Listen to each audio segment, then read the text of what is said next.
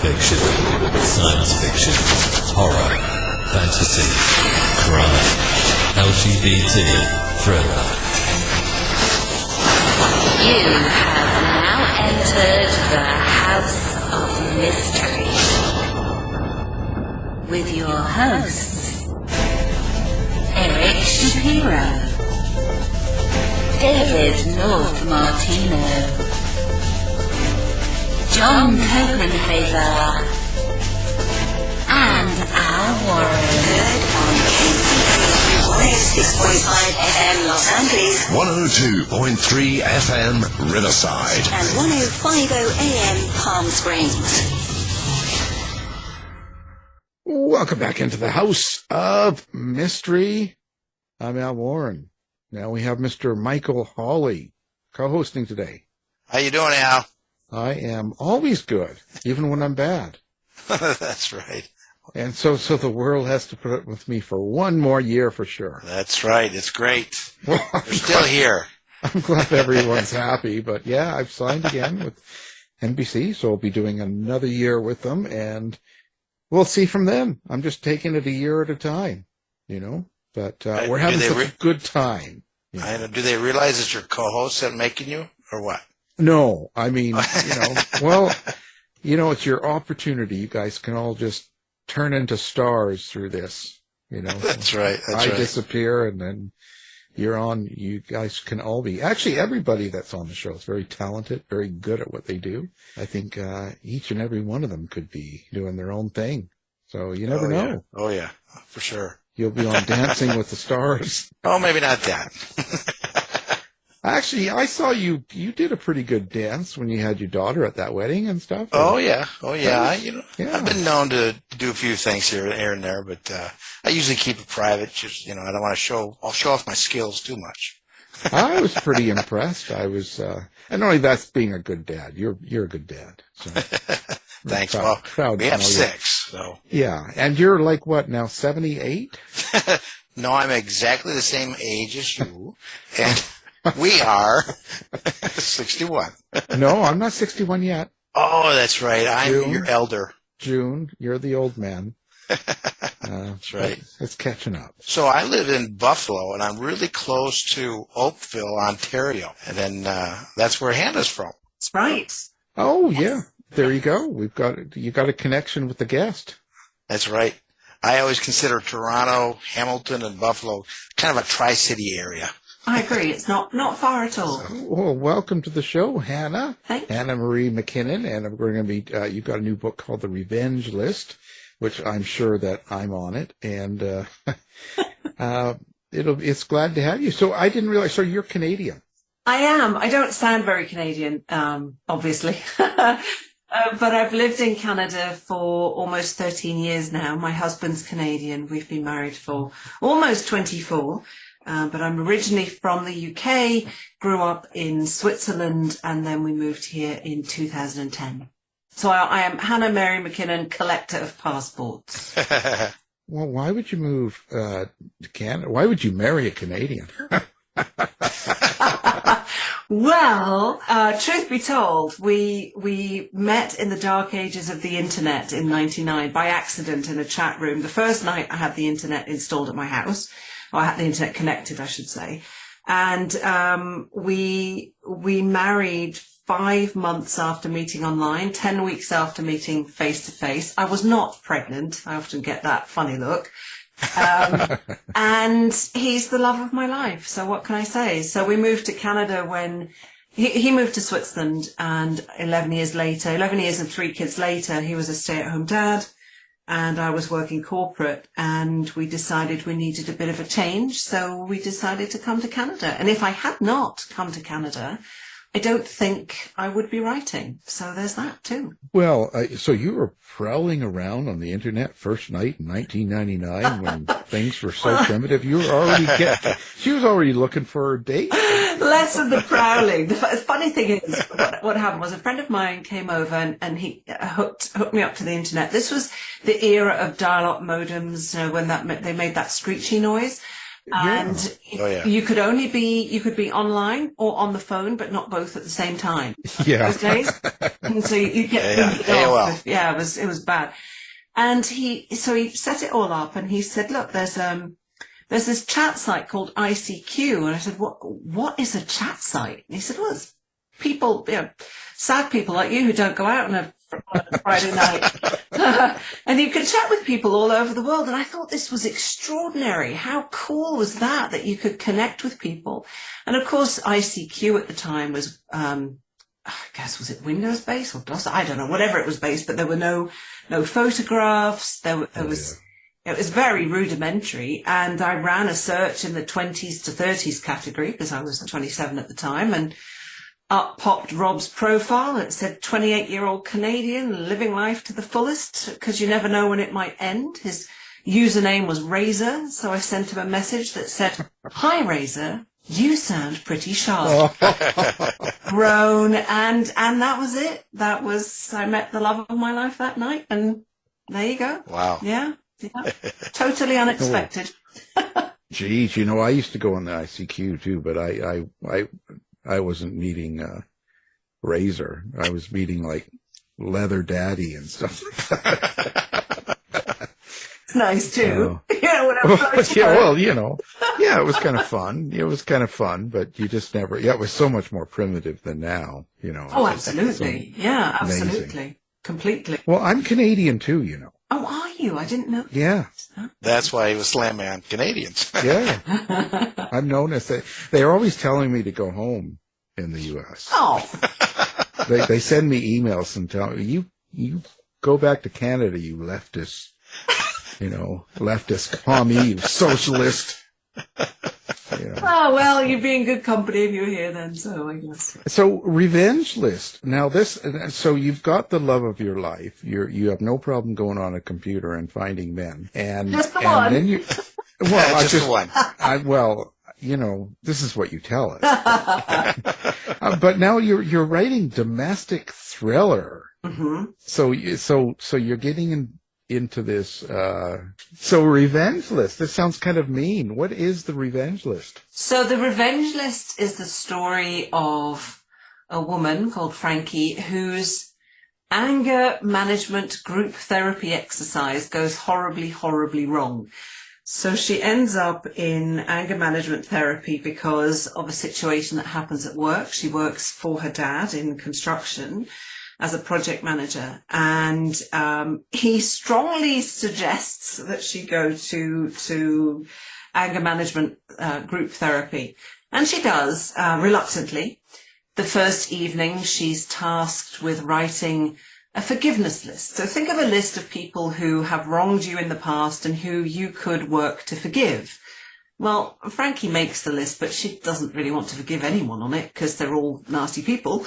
So she thinks nothing of it when this list disappears in an Uber initially, until the people on that list, one by one, start having, let's call them accidents, or are they? So something has gone terribly awry with this list. And the big, big problem is that she put her own name on the list because her past self is the one person she will never be able to forgive. And now she's in trouble. So she's got a hit list and she's on it. That's right. Well, it's supposed to be a forgiveness list, right? A private exercise. But then someone gets hold of it and decidedly goes a little bit more public with it. So when did Hannah write this list, or Frankie write this list? So I wrote the book last year, and it's quite funny. I was asked earlier today how I came up with the idea. Normally I can pinpoint a news article or something I heard on the radio or something that sparks an idea. But with the Revenge List, it was a little bit different because I had an idea for a book that I thought was really cool. And my agent thought it was really cool. And we sent her one paragraph, I think a 2-page outline to my editor. And she said, I kind of like it, but I'm not sure it's high concept enough. And what else have you got? So I thought, okay, I've got something else in my back pocket. What about this one? And we did that 3 times. And each time my editor said, I don't know, not quite. That doesn't feel right. What else have you got? And she said with the last one, no, the idea is that they're good, but they just feel too quiet. And I remember sitting in my back garden thinking, too quiet? I'll give you too quiet. And then this angry character, Frankie, just popped into my mind. And I thought, wow, what would you do if you had an anger management therapy exercise that just went horribly wrong? But you've got a bunch of angry people in the same room. So what would that look like? What could happen? How bad could that get? And that was it. I was off, and everybody agreed that they liked the idea, and here we are. Is your editor on that list, or? No, she's lovely, and she was right. She was absolutely right. So yes, I didn't write it a year ago. I wrote it. When did I write it? 2 years ago I started, because I handed it in. Always hand it in a year before it publishes. So you were COVID angry. But would you believe I have had, now let me see, Sister Dear published in 2020. So that was my first pandemic release, but not written during the pandemic. Then there was You Will Remember Me, that was written pre-pandemic, but published in 2021. Then there was Never Coming Home that I wrote. That was my pure pandemic book, written in 2020, published in 2022. So The Revenge List is, this is another, it's not it doesn't feel like a pandemic release though, because things have more or less gone back to normal, for which I'm very grateful. So I don't think there was any, maybe a little bit, but we come out of lockdown, so I think things were more or less getting back to normal slowly. Right. I'm not an angry person. I just enjoyed writing an angry character. You weren't driving around with a big semi truck and flags on and all that stuff. No, I was not. No. Oh, I just want to make sure. No, I get my frustrations out on the page. That's why I think murder, mystery, or crime writers are such lovely people, because we just get all of our grudges out on the page if we have any. Do you find yourself creating characters or having characters in your books that are kind of derived from people you've run across in your life that maybe aren't so nice? Generally not, no. I think in my first book, which was a rom-com, funnily enough, a romantic comedy, that one I pulled probably more from my, although it's Groundhog Day meets Sliding Doors, so there's a paranormal aspect. So obviously I didn't go through a Groundhog Day experience. But after that, my job I feel very strongly that it's my job to make stuff up. So while I might pinch a thing here or there, a little detail, from somebody I know or something, or from myself or within my family, it would only be a detail. I would never pluck somebody from my life fully formed and drop them into my book. There's one exception to that, a little bit. So in Her Secret Son, I have a family lawyer, and I Googled family lawyers in upstate New York, plumped for one of them, filled in a contact form, and within about 10 minutes I got a call back, because I'd said that I'm an author and I was looking for 15 minutes of advice, and in return for naming one of the characters after whoever I spoke to. And one of the partners called me within about 10 minutes, no word of a lie. He called me back and he said, I see every contact form that comes in. And as soon as I saw yours, I said, stop touching that contact form. That one's mine. I want that one. And he called me, and his name was Harlan Gingold, which is the most perfect name for this character. So, of course, the lawyer in the book is wonderful, which Mr. Gingold, the real Mr. Gingold was too. So I took a couple of his traits. But other than that, no, I love making stuff up. That's what I'm paid to do. That's my job. So I don't go around looking at people thinking, "Oh, I'm going to put you in my book." Yeah, someone doesn't cut you off in traffic and you put them in and kill them in your book. No, definitely not. And no, definitely not. And hey, maybe if they cut me off in traffic, they've got something more urgent to do than I do, so it happens. Oh, you see, you're far too nice. Well. And so that's curious to be being far too nice and dealing with anger like that. You must have had to get your rage out. Well, it was a really interesting book to write from, and potentially contentious, because writing from an angry woman's point of view doesn't necessarily resonate with everyone. And funnily enough, I had a couple of comments I saw. People say that, oh, you know, the character's really angry. And I'm thinking, well, it says the revenge list on the front, so it's not going to be all happiness and cuddles. And it also says, does it say? I'm wondering. Oh yes, on the back it says she finds herself at her very first anger management group session. So if someone's in anger management, they're probably going to be angry. Well, yeah. Which is fair enough. Yeah. What was really important to me while I was writing the book was that Frankie has this forgiveness list, this list of people who she doesn't actually want to forgive. And there's a reason why the people are on this list.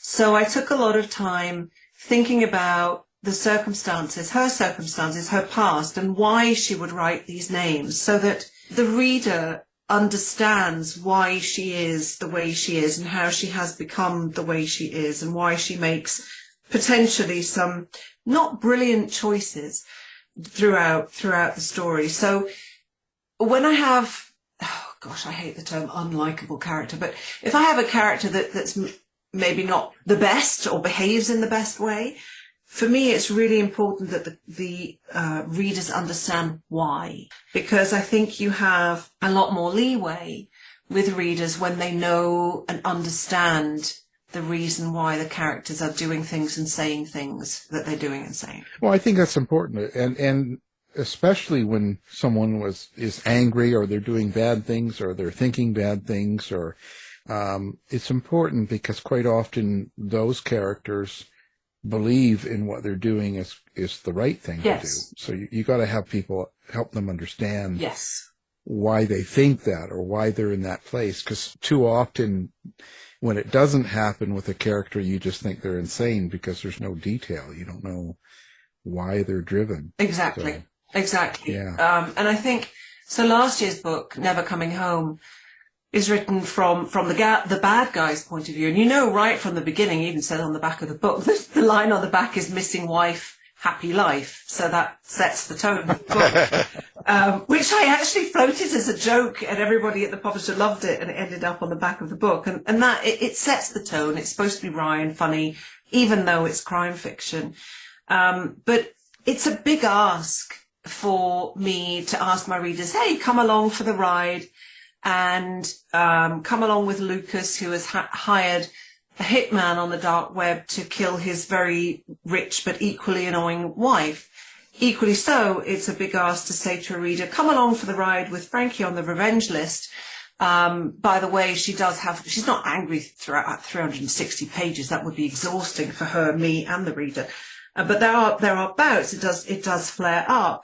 So, knowing that it's a big ask to have the reader come along with me and my characters on that journey, I need to give them detail as to why people are doing these things. So I hope that readers will understand them. They might not like them, but at least they understand them. Right. And with Frankie, so that character, screamed at you, and you kind of, obviously with that book, with the revenge list, you started with the character. Yes, I think I did. Yeah, that's a character in the situation, yes. Right. So how is it you typically find yourself writing? Is it character first, or is it situation or plot, or is it even setting? Because some people like to start with a place that they're in. That's a great question, and I think it depends on the book. So for the last two, for the Revenge List and for Never Coming Home, it was more character. For Never Coming Home, I really, really wanted to write a book from the bad guy's point of view and see if I could turn the audience to liking him despite knowing they shouldn't. That was my aim. And a lot of feedback was, I like Lucas, I know I shouldn't, but I like him, and I almost wanted him to get away, or want him to get away with everything he's done and is doing. So that was really fun. And with Frankie, it was as I mentioned, the character really, and immediately thereafter the situation. With some of my other books, it's been something I've heard on the radio, and then and then trying to figure out how it could go horribly wrong. So it really, The Neighbours, I'm just thinking of that one because of where I'm sitting. Where I write has a bay window that overlooks the courtyard that we live on. And there are 9 houses on the circle. 2 went up for sale, quick succession. And I was looking out the window at the for sale signs thinking, oh, I wonder who's going to move in. And oh, dear Lord, what if it was an ex-boyfriend? How bad could that be? How awkward could that be? So that was really, I guess that was the setting at that point. So it really varies from book to book. Yeah. Yeah, we actually have the neighbor of your property on the line right now. No. It's not an ex-boyfriend. Yeah. Well, that's not what he says. No. Oh, I knew I should have paid him more. Quiet. Yeah. You should have put him on the list. Yes, I should have put him on the list. He might well be on the list now. No, it's the whole thing is interesting. But what's your relationship with your character then? And I ask that because fiction writers of all seem to have the most unusual relationships developed with their characters. Like some will tell me they're like kids and they're like family and they're like whatever. And then some will say, well, I hear them, their voices in my head, or they see them like in a movie and stuff. So what's your particular case with your characters? I think Angry Hannah. Yeah. I think when I'm deep in the edits, about as deep as you can get when you're almost at the end, and this is before it goes to my editor for structurals and line edits and copy and proof and all that. So when I'm really still crafting the story and getting to know these characters, and I'm almost at the end, honestly, if Frankie had walked into the room, I would have said, "Oh, hey, Frankie, how's it going? Cup of coffee?" It was that level of intimacy in a way, I guess, just that I knew who she was. I knew her backstory. I knew the outcome for her. I knew the future. So it was just, they become essentially part of me. And there have been occasions, I remember when I wrote Her Secret Son, and the book was done. So it was completely done, copy edits, proof, the whole lot. Everything was finished and over. I remember thinking, oh, I'm going to miss hanging out with Josh because he was such a good guy. He was a nice guy. He was a kind guy. And in The Neighbours, I felt really bad for Nate, one of the main characters, because I put him through hell and back. And I felt guilty. I felt guilty that I made these things happen to him. So they become a large part of me, I guess. And yeah, I talk to them. I have conversations with them.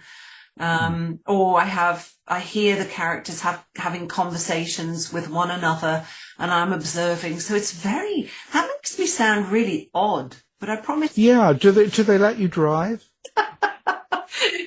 It's not that bad, Well, I mean, driving down the road, do they tell you to do things and you sort of end up? No. Yeah. Have you woken up in the middle of the night and there's like a shovel and muddy shoes by the bed? Well, I hope to goodness not, but I do suffer's a big word. I do have parasomnia. So for those who don't know what parasomnia is, it basically means that you do really weird stuff while you're asleep and have no recollection of it in the morning. Absolutely none. And the way a sleep study doctor explained it to me, he sat me down and he said, okay, you have parasomnia. I said, what's that? And he said, okay, basically you're like a whale. And I said, hang on a minute, that's a bit rude. He said, okay, like an albatross then, if that's any better. So, you know how whales an albatross can swim and fly? They basically shut half of their brain off. Half of the brain is still swimming or flying in the case of the bird, and the other half is asleep. And he said, that's essentially what happens to you. And I have never played a round of golf in my life, apart from mini golf, which doesn't really count. I think. But there was one night, apparently, allegedly, because I always wonder if they're just winding me up, but allegedly I was out of bed, standing in the middle of the room in my pajamas with my eyes open, and this is the freaky part, with my eyes open with an invisible golf club in my hand, having shouted 4, and I was now looking for the golf ball. So it's very weird.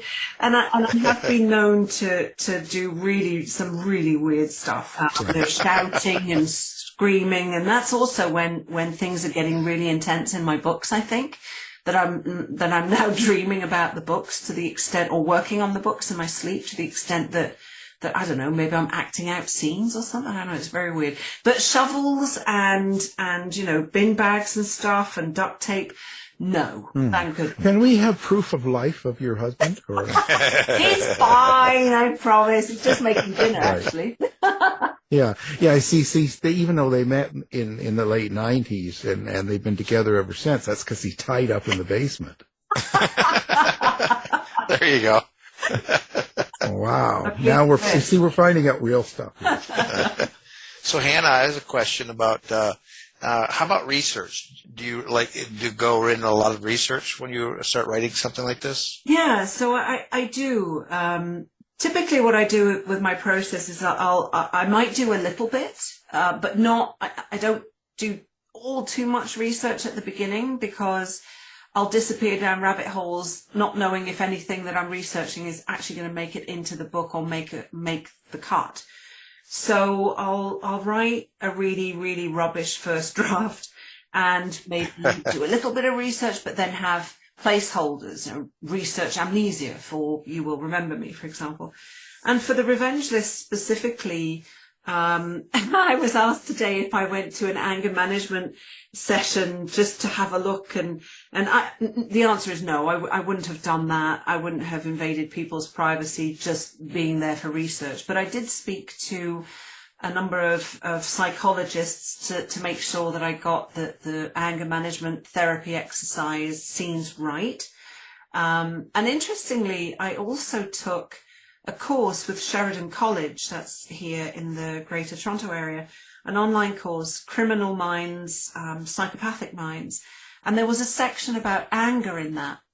And I found that so interesting, because anger is an emotion that's generally perceived as hugely negative, but it isn't a valid emotion just like any other, like love or happiness or jealousy or take your pick. And through this course, it was really interesting the way that the teacher framed it. He said, it's not anger in itself that's destructive. It's what you do with it, how you handle it. And that can be destructive towards others' property or yourself or all of the above. And I thought that was really, really interesting. And I tried to work that into the manuscript without giving anything away. There's a situation for Frankie where her anger is actually helpful, which one might not have expected as she's in anger management therapy. So that was really interesting. And taking the course, what was funny was I came up with the idea for the Revenge List before I took the course. And I guess it was serendipitous. It just worked out that way. Do you consciously think about how you write, let's say, violence and sex on the page in your book? I do. So I don't, I think I had more sex in my first couple of books than I do now. And it's not that I'm averse to it. It's just that I'll put in whatever the story needs. And in the Revenge List, I don't think, no, there isn't any, because it didn't call for it. There's maybe a hint of it in Never Coming Home, but the sex scenes weren't required. And in terms of violence, I don't write gore. I just don't. I don't particularly enjoy reading or watching gore, so I tend not to write it either. So there's some. I mean, Frankie gets into some sticky situations where there's a bit of violence, but it's never extreme or gory. So I'm quite basically I would write what I would like to read, the way I would like to read it. I think that's probably how I approach it. It's always more fun doing it anyway. I'll pass on the violence part. Yeah. The violence and gore are much more fun in real life than just writing it, you know. So what is the meaning when you put a book together? And I mean, obviously you come up with a character and all of a sudden there's the story and the setting and all that stuff. But at the end of the book, someone goes out and buys, let's say, The Revenge List, and they read it. And besides the entertainment part of it that you've done, is there something else you want people to understand or get or take away from that book? You know, generally, I always say that I write to entertain. I don't typically think, oh, I want to address this issue through my book. I want people to learn this through my book. Although I guess with The Revenge List, if people read it, they might think about their own anger, how they approach their own anger, or hold grudges, for example. Is it healthy? Can I let stuff go? But there isn't always a meaning like that in my books. I mean, take Never Coming Home. You know, what was the meaning in that one? Do a better job hiring a hitman on the dark web to take out your enemy. No, I don't think so. Well, that's pretty important. In next year's book, I have a thriller that's about the rise and demise of an all-female pop rock group. I should say the rise and violent demise, because things don't go well. And I think that one's probably got the strongest undercurrent of a message in all of my books, which really is about fame and social media and how that affects us. Right. But I don't typically think, oh, you know, I'm going to educate people through my book about this. That's no. But sometimes it comes organically, right? Yes. Like you're not sitting there consciously going, well, this is an important topic, and I think this is important, and we have to talk about this.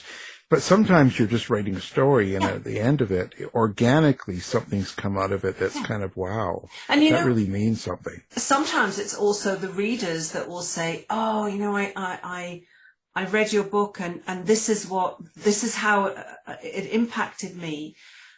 Which I find so interesting, because everybody who picks up a book, whether it's mine or yours or anybody else's, they bring their own backstory to the pages, and they will read it with their own experiences in mind, and it might resonate with them, it might not. They might have a really strong reaction to it, they might not, and it can be good or bad, or indifferent. So there's that to consider as well. I think sometimes it's readers in their reviews, you know, they'll say, oh, I read this book and this is how it affected me. And I'll think, oh, wow, gosh, that's so interesting, because that wasn't even top of mind when I wrote it, but I can see how that would work. Yeah. Well, that's strange. That maybe works for you. The only thing I get on my books is they were reading it in some bathroom somewhere. And because that's the only place they put mine, you know, shopping mall bathrooms. Well, actually, I do, because that's the only way I can get them distributed. Oh, well, there's a lot of bathrooms in the world. See, there you go. Well, you know, that was my marketing genius, and I got like 6 number ones because of that. You know, I went to every bathroom in the country. Yeah, true crapper book. That's right. Yeah, true. Well, how does each book affect and change you, Bud? Now that's the key here, because now we can talk about how readers can spot things and sometimes get things out that you didn't even realize were in there. But what about you yourself? So each time you complete a book, like let's say we can go to The Revenge List, you finished it, you get it in, and now it's come out. Where are you? Like what's changed about you? With The Revenge List in particular, yeah, that's a good start. that's a really good question. I'm not sure. That's why I'm on NBC. Yeah. That's right. Yeah, absolutely. How has that changed me? I think. Well, you know, and it can go in different ways, because quite often, you know, when you see, because even for myself, and I know Michael knows this, when you go through the process of a book, there's the research part, then there's the painstaking trying to write the dialogue and trying to get the story. It's quite a process, just the whole thing. Yes. And not even the editorial part, but just when you're going through the process of putting it on to the paper. And you go through emotions while you're doing this. Yes. Not always happy. Yes. And so when you go all through that, you also learn something each time you do a book. I find there's always something I take away from a book, where the next book is going to take advantage of what I've done in this book. Yes. So whatever you went through in the revenge list usually sets you up so that the next book you do will actually be different because of the revenge list. Yes, that's true. I think what happened with this one, as I was brainstorming the plot and bouncing things around, I'm a heavy plotter anyway, but I went even more detailed, and I was able to write the book quite quickly. And Never Coming Home was pretty quick too. The revenge list was pretty quick, and I thought, okay, 1 was a fluke, 2 coincidence. Can I do that again? And I have. So I think with each book, I've learned to trust my instincts and my process and my writing that little bit more. And if I feel a scene isn't working, even though I've plotted it out and it's not working or whatever, I might just skip ahead, which is what I always advise people to skip ahead if you know what happens next. Even if it's the end, who cares? It doesn't have to be written in the same linear fashion it's read. And from that perspective, from a technical perspective, that would be my answer. And then otherwise, I think in conjunction with the course that I took about criminal minds, psychopathic minds, I think it made me more empathetic, actually, towards people who might have who are dealing with anger, might have anger issues. As I mentioned, if somebody cuts me off in traffic, well, it could be their kid's really sick, or they've just received a really devastating phone call that I know absolutely nothing about. So them cutting me off is probably not personal. It might be, it's not personal because I don't know who I am, so it's never personal. So I think it's probably the revenge list, funnily enough, writing about anger made me more empathetic toward it. Right. I think that's important. I think in a sense that I think what happens to all of us as we write is we learn something about our own feelings as we're putting stuff on, even if it's for other people. You force your own mind to go through some of these things. Yes. And I think that brings out feelings that we might not have understood or realized we had. Yes, agreed. That's like when I plagiarize Al's books and he doesn't know about it yet. What happens? It makes me feel a lot. Oh, am I talking out loud? Oh, there you go. You see, I put him on the revenge list here. There you go. Don't make revenge lists, people. It's not helpful. Don't do it. See, there's the meaning. See, that's you it. got the subtext right there. I gotta get to my class, my revenge class. Yeah, your revenge class. He's giving them. Well, so what makes a good book for Hannah? Like when you're on the reading side of it, like what keeps you reading a book, and sometimes even more than once? Do you know what? I really like books, obviously, the classic stuff that make me turn the pages and whatnot, for sure. I like books, especially in thrillers, that still have an element of humor. Could just be a few one-liners or whatever. That I really find enjoyable. I like quirky characters, I like also reading from the bad person's perspective. I think that's really interesting. Have you with these books you've written, and maybe not any of these, but maybe there were some others that haven't come out. But have you ever been in the middle of a story or writing a story where all of a sudden, halfway through it, you just don't know where to go? You just can't finish it? Typically not, because I plot so heavily. So when I plot, the first thing, other than character and whose story is this, is the situation. Where are they? Who's the main character? Where are they physically, geographically, and mentally, really, at the beginning, and equally so, where are they at the end? So I'll have my 2 anchor points.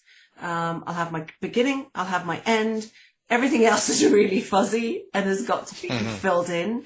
But I find it very difficult to even plot if I don't know or think I know, because things shift as I plot and I write, what is going to happen to these people at the end. So I might be writing a scene and think, oh, I'm just not feeling this scene. There's just something, it's not working. I don't know why.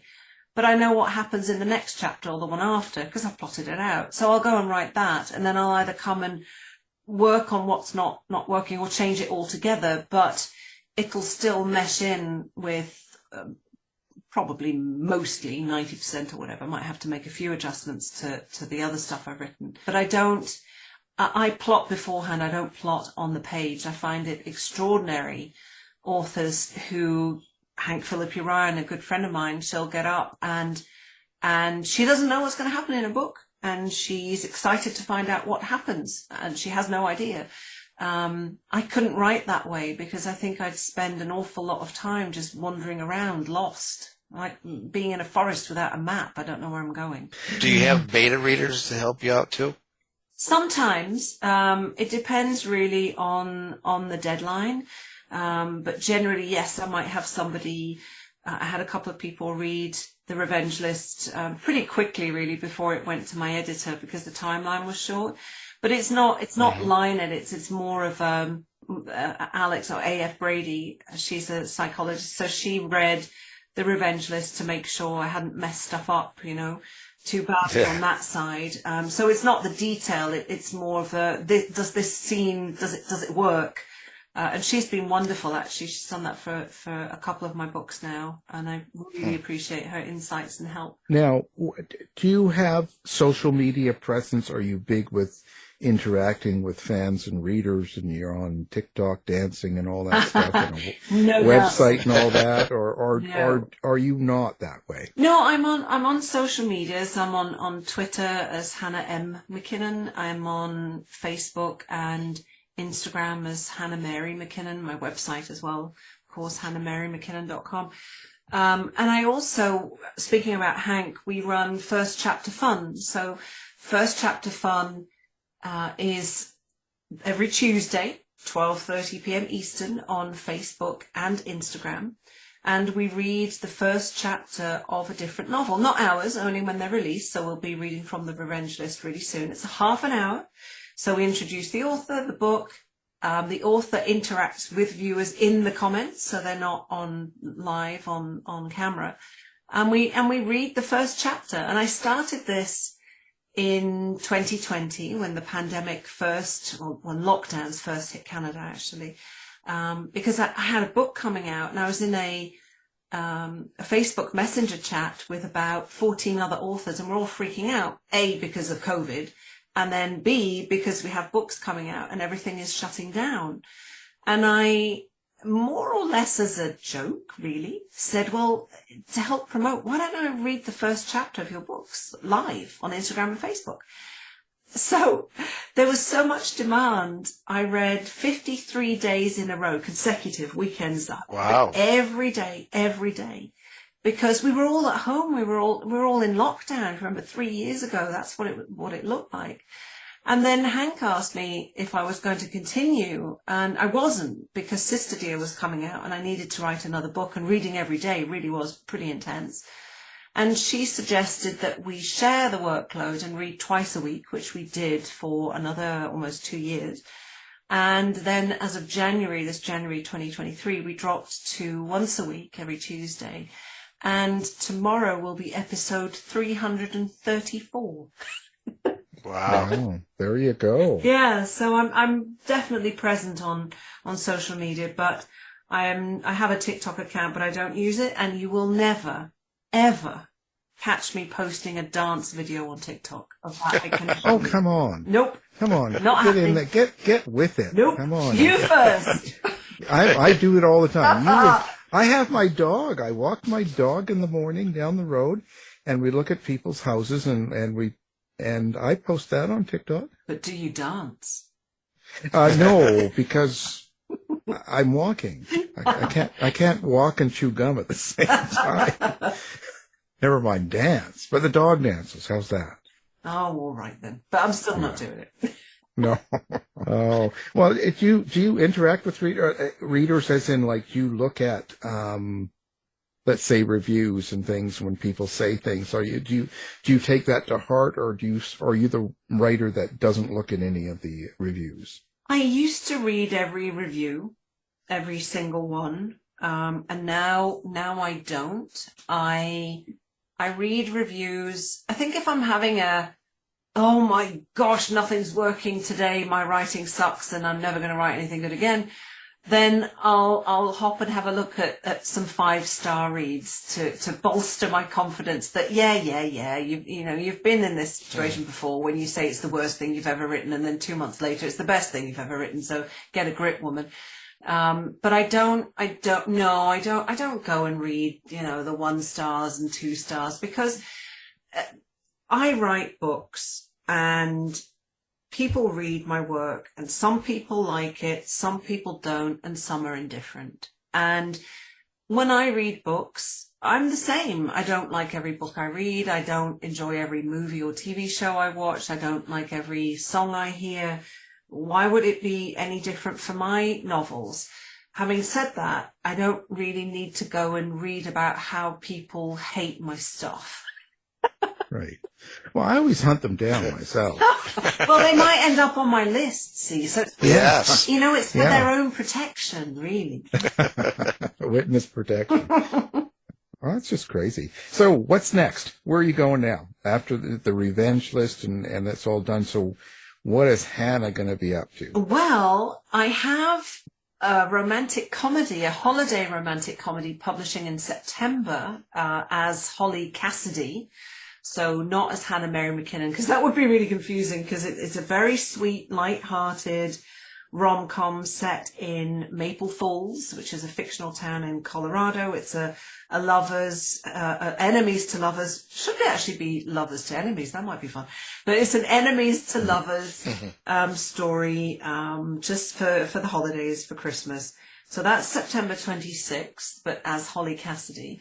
And then I have my rise and violent demise of the all-female pop rock group story. Don't have a title yet for that one, but I suspect that will publish in the spring of 2024. That one's done. Line edits are done. I'm just working on a couple of behind the scenes things. And so now I'm working on my rom-com for 2024 and thinking about the plot for the thriller after the pop rock one. So never a dull moment. No. Sounds like it. I'm sure the Spice Girls will be happy. Actually, I mentioned the Spice Girls, funnily enough. I do mention them in the pop rock one. That's the first group I think about when you say all female. And I should think there's others for sure, but that's just for some reason the Spice Girls come to my mind.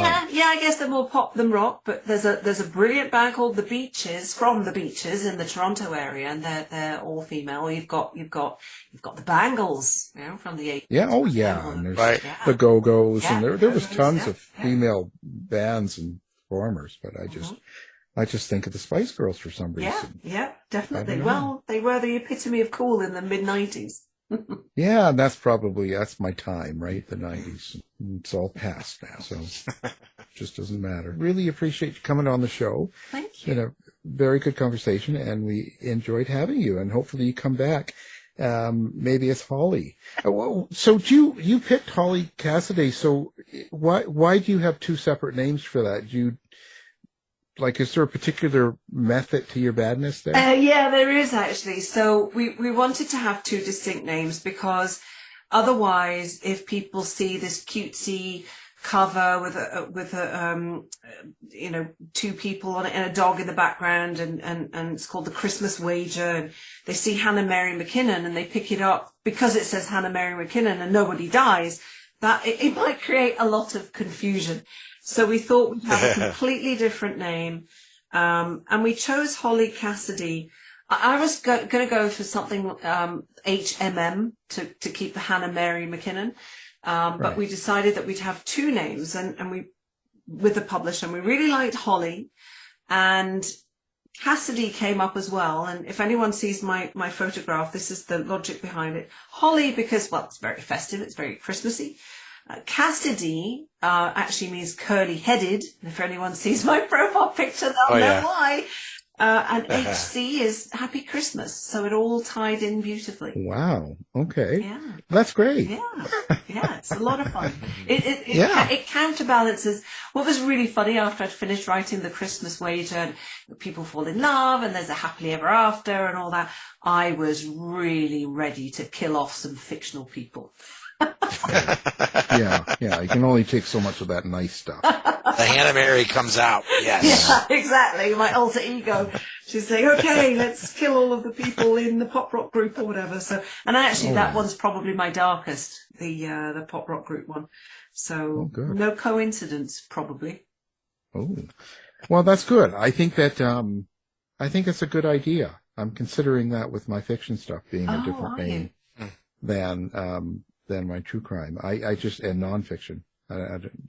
Something that's been on my mind as I'm working through this right now. So anyway, I think it's interesting to have I mean, it's challenging, of course, but I found that it gives me, especially when I write the darker stuff and darker characters, and then I switch to a rom-com, it's just, it makes me laugh, and it's fun, and it's happy, and then I can go back to writing crime. So it's turned out to be a really good balance. So I highly recommend it. My fiction and nonfiction are both death and destruction, so it's my name. Yeah, he's just pure evil. So. Well, Hannah, so now, of course, we'll have your website up and your social media so people can find you. Thank you. And your book, The Revenge List.